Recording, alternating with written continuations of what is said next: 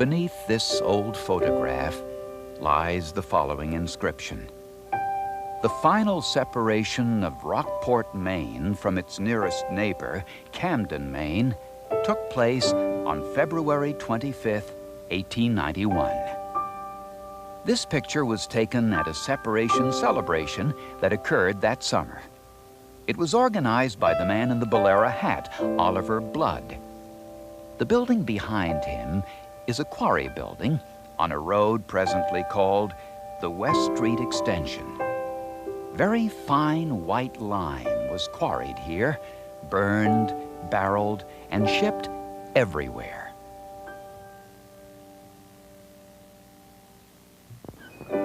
This is Rockport, Maine in the summer of 1991, the 100th anniversary of the town. The video you are about to see tells the story of Rockport, what it was like to live here, why it separated from Camden, and what it has become today.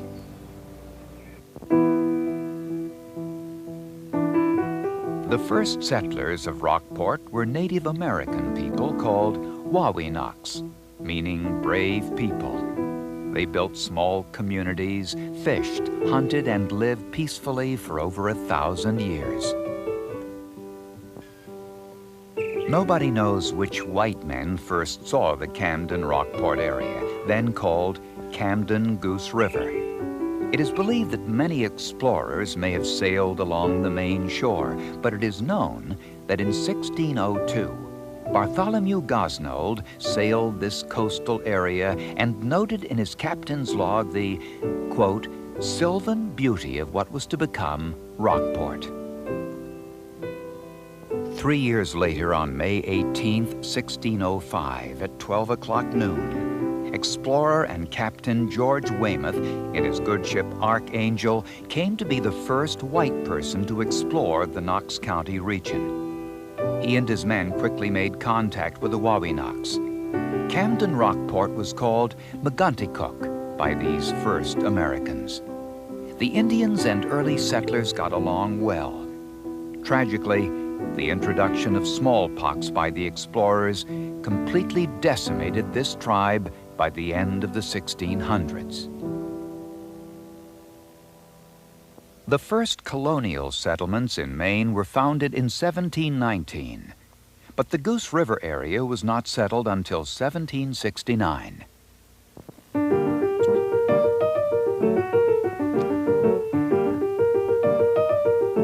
One winter evening in that year, a Miss Lucy Flucker, a woman of sport and wild character, was playing cards in Boston, Massachusetts, with one Robert Thorndike, a hard-working tradesman. She owned a large tract of land of what is today known as Rockport, which she had inherited from her grandfather, Samuel Waldo, a well-known general.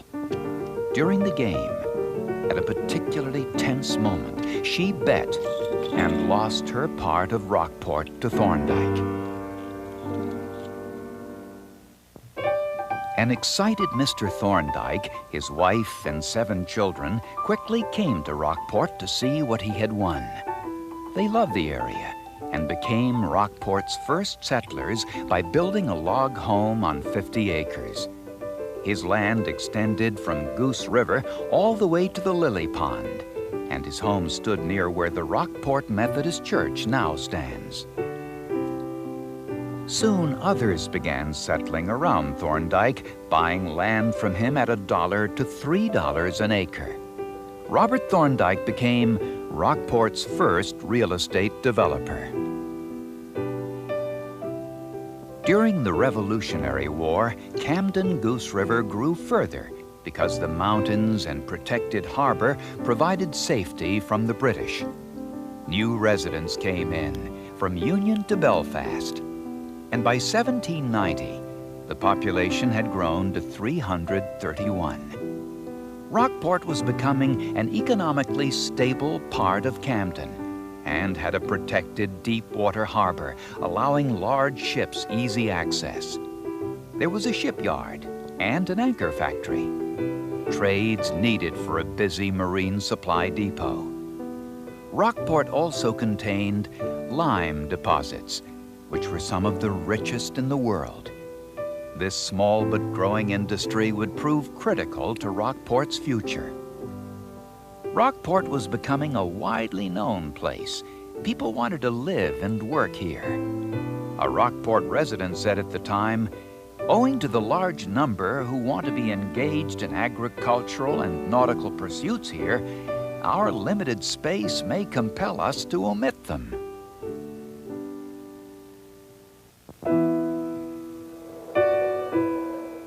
In the early 1800s, Camden Rockport continued to grow, but life was hard for these early residents. Summers were short, the soil not particularly fertile, and mid-coast Maine was a long way from Portland and Boston. To get a sense of how hard life was, consider the summer of 1821, when there was a frost on the ground every day. No buds opened and nothing grew. As far as the census and tax folks were concerned, Camden Rockport was one town. But to the residents of Camden and Rockport, there were two distinctly different towns. Camden had a larger downtown area and more wealthy citizens, while Rockport had the lime industry and a profitable ice business, which employed many more people. Camdenites looked down at Rockport folks, and Rockporters thought Camden folk were superior. Although there had been differences between the two towns for many years, those differences became more serious by the late 1800s. Rockport boys would get over by the line, and then we'd stop. They used to say, Camden bums live on rum. Yep. And we'd say, Rockport paddywhackers live on soda crackers. They used to get out there by the quarries of the town line, throw rocks to each other. It was a pastime for in the evening. There was always a difference in the class of people or in Camden and Rockport. And when Rockport needed help to restore a bridge, to rebuild a bridge across Goose River, Camden did not want to help. And there was, I just think that sometimes Rockport felt too that there was a sense of jealousy, and we never could figure out why. Hostility between the two towns exaggerated a dispute in 1884 over whether or not Rockport should have a new iron bridge over Goose River. Camden residents felt the old bridge was sufficient, but Rockport residents wanted a new bridge that would be safer. Camden residents didn't feel that they should pay for this luxury.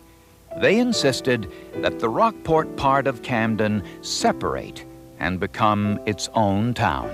They decided that Camden wanted to withdraw and wanted to go on their own, and so I think Rockport said, good enough, go. That was just about the idea of the thing, you know. They just felt that, well, we can do it alone. In 1891, the tension between the residents of Camden and the Rockport part of Camden reached a fever pitch. As the newspapers reported it, today, February 25th, 1891, Rockport, Maine and Camden, Maine have finally decided to separate. The two communities have little socially and economically in common. Rockport is the more rural in character, while Camden has established itself as a center of trade. In a recent meeting, a climax was reached. Several brawls have been reported in recent days. Camden sent a petition to the state capitol requesting they be allowed to split from Rockport. The fight was thus carried to the State House, and finally the day came. Each town has gone their separate way. After the separation, Rockport residents established a town office with a town manager, selectman, a fire department, a road building officer, a health commissioner, and its own school system. By this time, there were 2,314 residents in Rockport. As the 20th century began, affluent residents from places like New York, Philadelphia, Washington, and Boston began coming to Rockport to build majestic summer homes.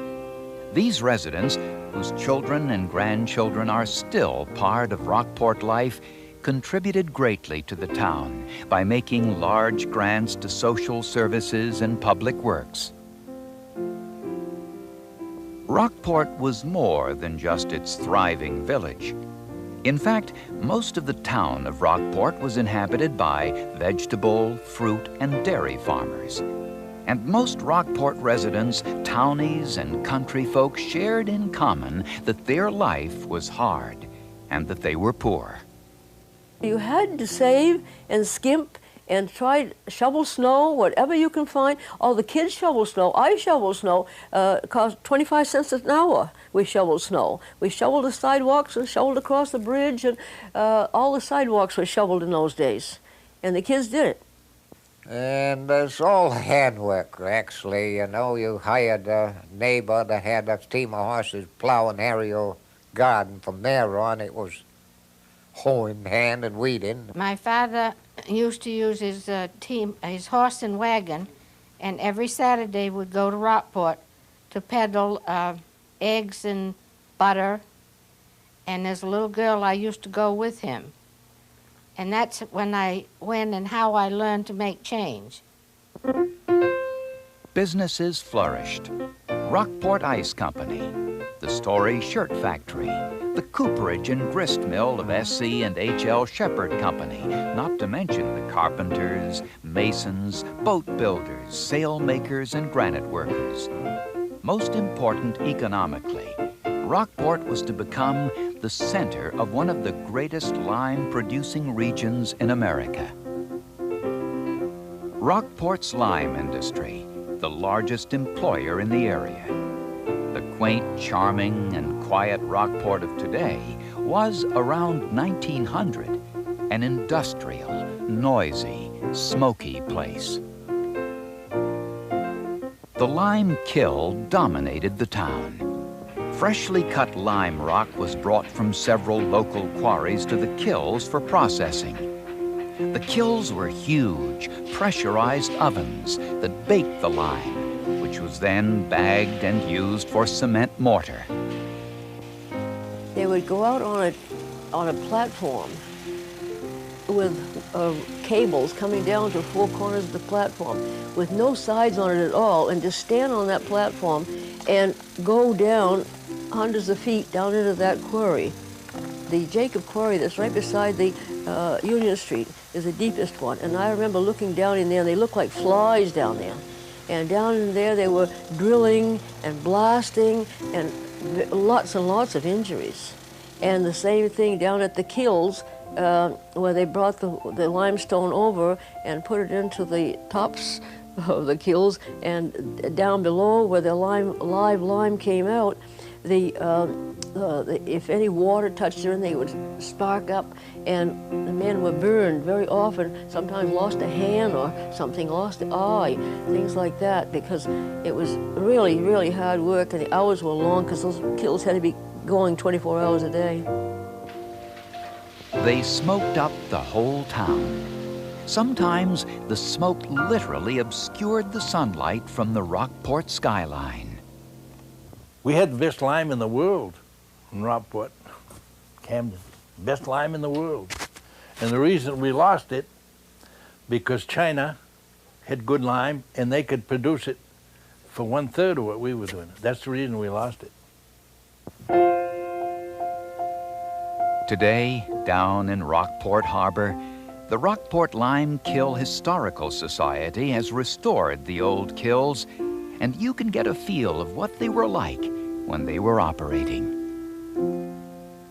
You could come into Rockport Harbor, and the place was so full of boats that you could walk right from one shore to the other, boat to boat, because there were boats in there bringing in wood, you know, to burn the lime kilns, boats in there loading for lime, and then boats in there loading for ice, for the Rockport ice. Lily Pond, not only famous for its beauty, but for the purity of its water and its ice, which was sold all over the world. You didn't make ice in them days. No one knew how. You didn't have a machine that made ice. There was no, the only ice there was anywhere in the world is what was cut off in Lily Pond or some other pond. The Rockport Ice Company provided work for the men who cut it, and summer work for the men who stored it and shipped it. The ice was cut by hand, and it had big saws, and you'd only have one man using those saws because he couldn't get on the other end. It was in the water down below. And then they were put onto sleds with horses that are called jiggers. They were hauled over to the ice houses across the harbor below Mechanic Street. And that had about 3 or 4 big ice houses. And they went on a conveyor belt and were hoisted up on a conveyor belt, so that was stacks and stacks of chunks of square ice. And those were put onto big barges and shipped down all through the South, because there was no refrigeration in those days. The blocks of ice slid from Lily Pond to the harbor, where large ships packed with sawdust carried the ice to the southern United States, the Caribbean, and South America. They used to call it the Rockport blue ice because it was so clear that you could put a dime down, set a cake of ice on it, and look down through the cake and read the date on the dime. Another major Rockport industry was shipbuilding. Together, Rockport and Camden shipbuilders constructed almost 100 major trading and military vessels between 1850 and 1904. And Rockport produced the Frederick Billings, the largest sailing ship ever built by any town on Penobscot Bay. Although the waterfront was noisy and smoky, life at this time was pleasant in Rockport Village. It was a town that had its own trolley, the Camden and Rockport Street Railroad Company, which was a real treat for the residents of Knox County.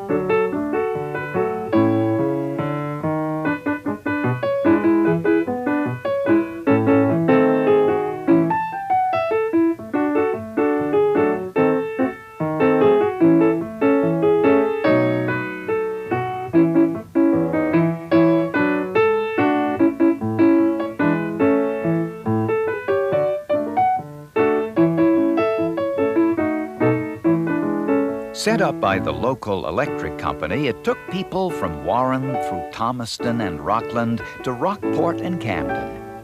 Its primary purpose was to carry people to and from work and to take residents to Oakland Park, an amusement park owned by the power company.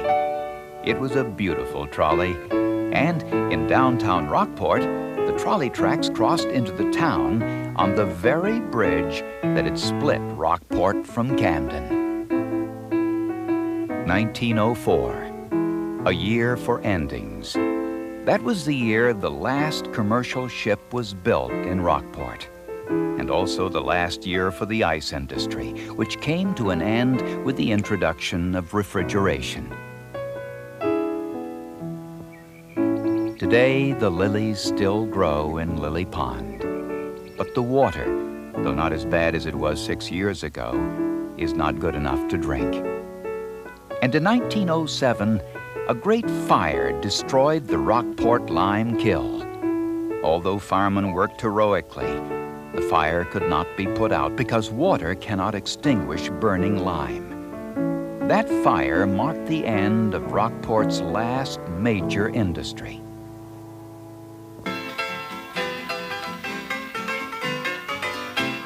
America entered the 1920s filled with hope and optimism and the gay feeling that the future was bright.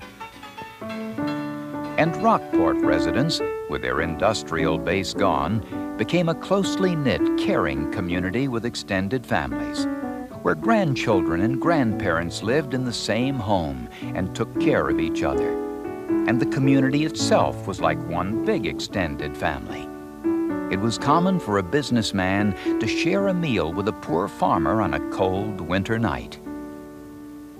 In the 1923 tax report, there is a listing for care of the poor, and the sum of $3,349 set aside so that Rockport could take care of its less fortunate.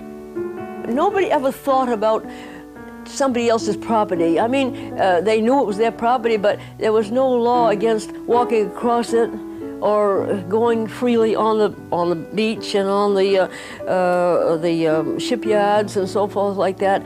It seemed to be common ground, really. It'd come a farming time we should have a garden, plant some grain and stuff. I came home from the milk cart one day and the field was full of neighbors plowing and putting our garden in. They did such things as that all the time. My father, every spring, he would take his tractor and he'd ride down the road and he'd stop at these different places, plow up their gardens, and then go back so many days later and harrow them so they'd have a garden. That's just one example. My mother didn't get a driver's license till she was about 50, but she used to pick up neighbors who needed rides to go grocery shopping. Rockport residents not only cared about each other's well-being, but they also cared about the land. Many farmers, town residents, and summer people saw themselves as stewards of their land, replenishing the soil, planting trees, keeping the land beautiful and healthy. The results of that effort are evident all around Rockport today. To properly educate its children, Rockport built its own school, and it was proud of it. All the students sat in one large room, and yet it provided a first-rate education. I went there in what we called sub-primary, now they call it kindergarten, through the 6th grade. My class, and there was a class of 2 of us, Carolyn Andrews Pendleton and I were the only 2 in the class for several years. We were the first class to go to Rockport as a junior high in the 7th. What a transition to go from a class of 2 to a class of 30 or 32. Yes. But we were well prepared. We did fine. They did well in part because they received a solid schooling, not only encompassing Latin, French, domestic science, but U.S. history, bookkeeping, ancient history, English, mechanical drawing, chemistry. In contemporary terms, it was a complete education.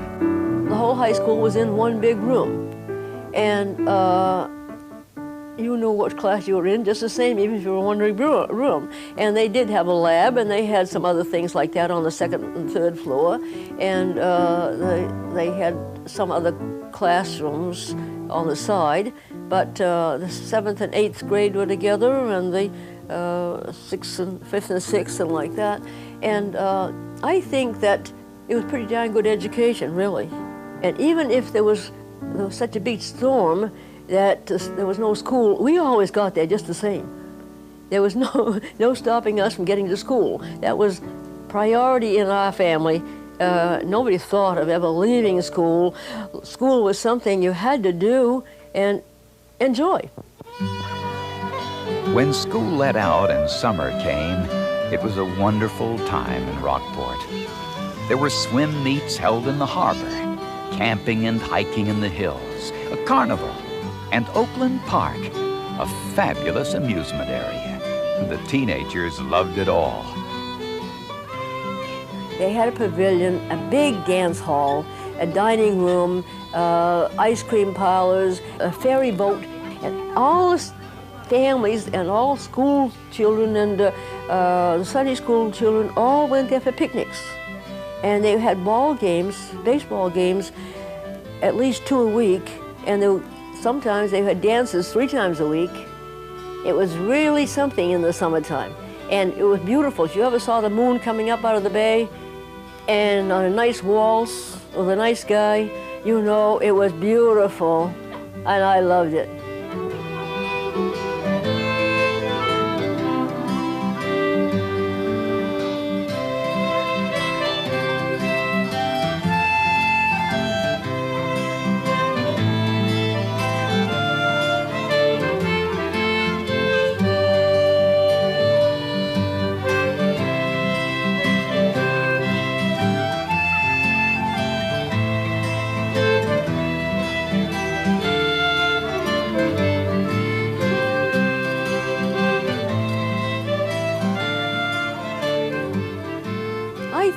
came from Freeport, and they were up there, and I think his father was a minister, and so we were about 14, I guess, or something like that, and so he wanted to take me to the movies in Camden, and so I was allowed to go, and after the movies, we went into the Arico Spa, which is about where the, well, it's just below La Verdiers. In one of those little buildings now, you know, they have little lunchrooms there.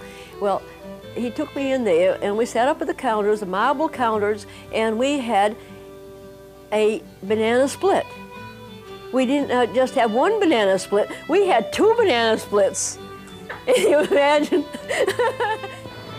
The harbor was very active all summer long as fishermen mixed with pleasure boats, while the high school students held wonderful regattas. Life in Rockport during the summer was quite wonderful. And many older residents today still remember one extraordinary summer resident, Donald D. Dodge, an engineer. He saw a house he loved in Phippsburg, 50 miles to the south. And in an inspired moment, he conceived the plan to put this house on railroad barges and tow it to the tip of Beauchamp Point in Rockport, where he and his Rockport workers, using horses, would pull it onto high ground. It came up on a barge, a big barge from Phippsburg, down near Bath. And he wanted to prove his ingenuity and his engineering skills in bringing this up on a barge with all the chimneys intact and everything as it was, and they bring it up over those ledges was quite a feat. The floating of the Dodge house was a strange sight to see, but older Rockport residents say that it was not as strange as the story of the donut. Down to Gregory's in Glen Cove. He was in the Navy, the boy. He came home and they made donuts all in, no hole in them.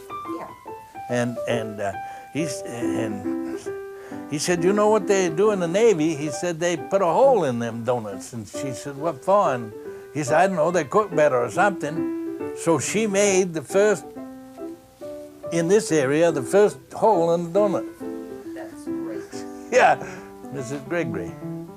The donut was invented in the sailing ship time, so the sail on a helmsman, on a spoke, he'd put a donut there so he could eat it. And he's steering the ship, you know. Probably had 2 or 3 donuts on it. As far as I know, my mother invented them. She always had a jar of donuts under the cupboard. Every kid in the neighborhood stopped at our house to get the school bus, and a lot of them was looking for a donut.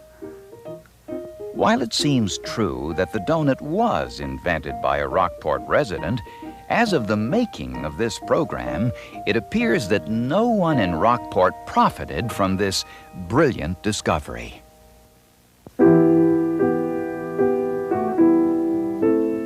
Everything changed for Rockport citizens and for the rest of America after October 1929.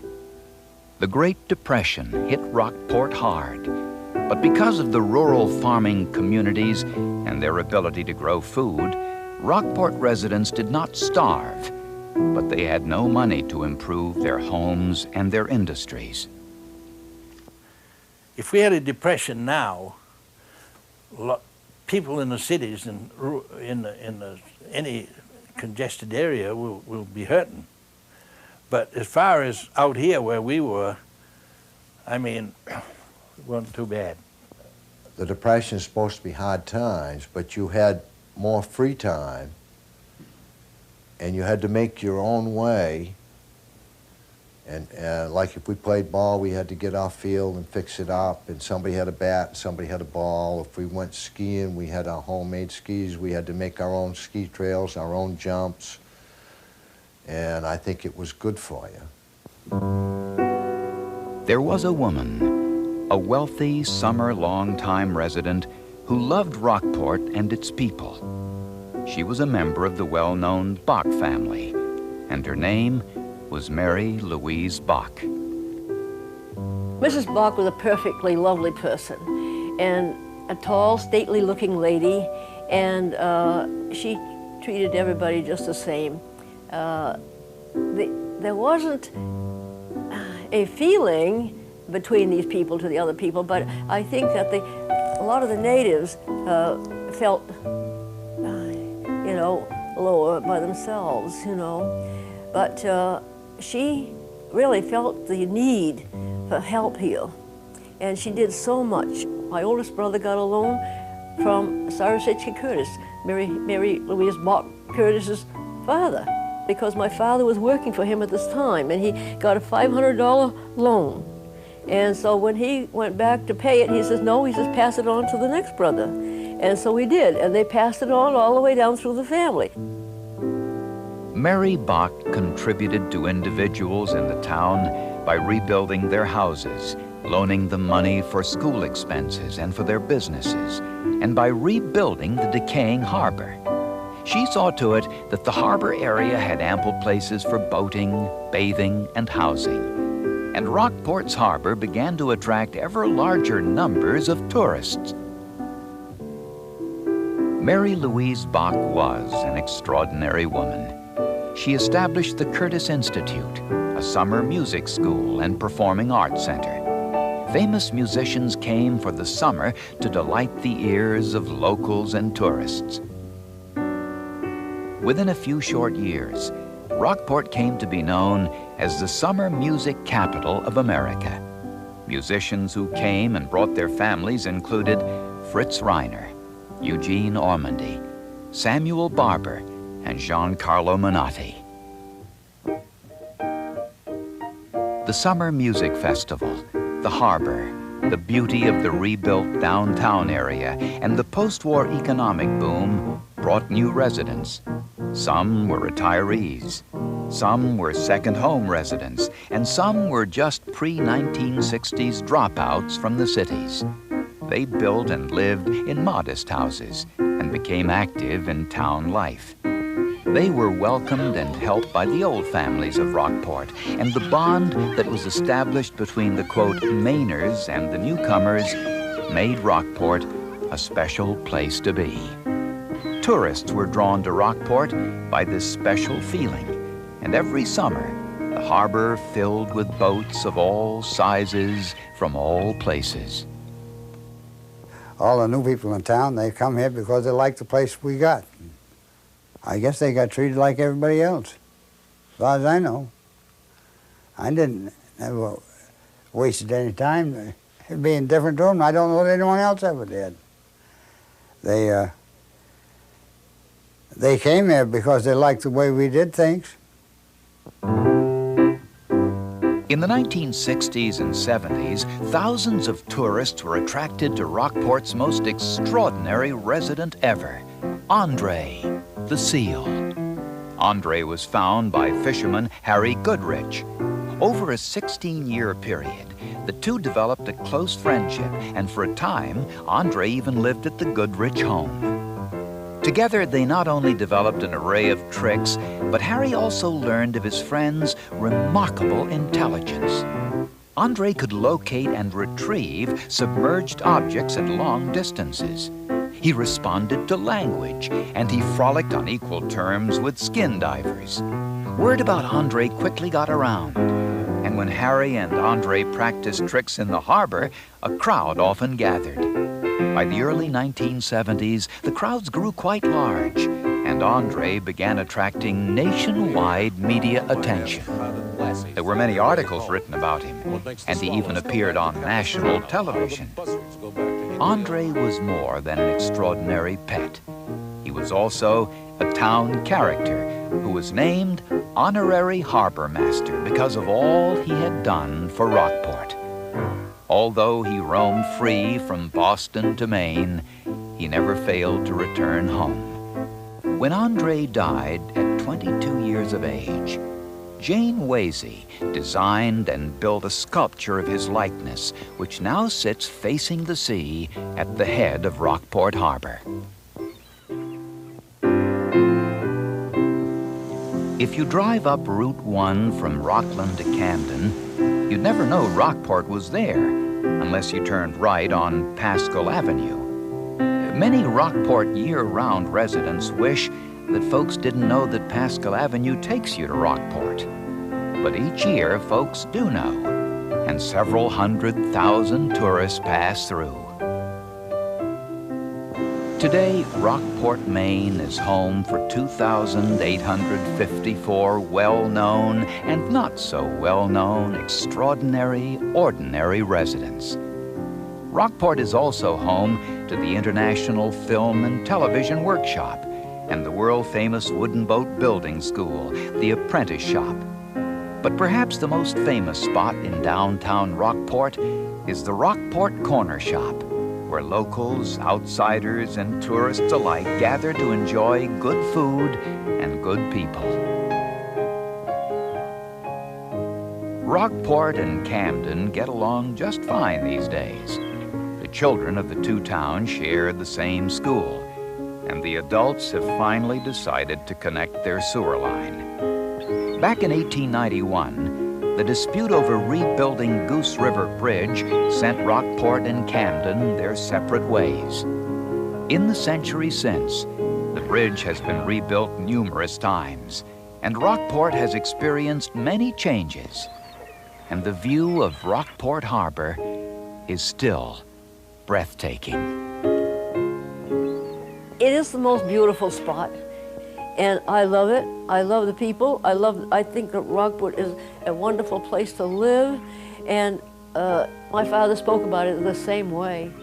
He says in this letter that he had written to me one time, and he says, I'm looking down on the harbor and thinking of it as it used to be and how it was before man came here. And then he says, and now I can feel so good in standing here, and never did I realize, he said, that I would have part in making this so beautiful. So you see, the love has stayed with it, and it stays with you. I've been following the same footsteps as my forefathers have for 5 generations right here. Nothing like it. There's nothing like it. Of course, I wouldn't trade no place on earth for Rockport, my home. The life, the living, freedom, your way of life, your neighbors. The good will always be here if you use it, if you work it.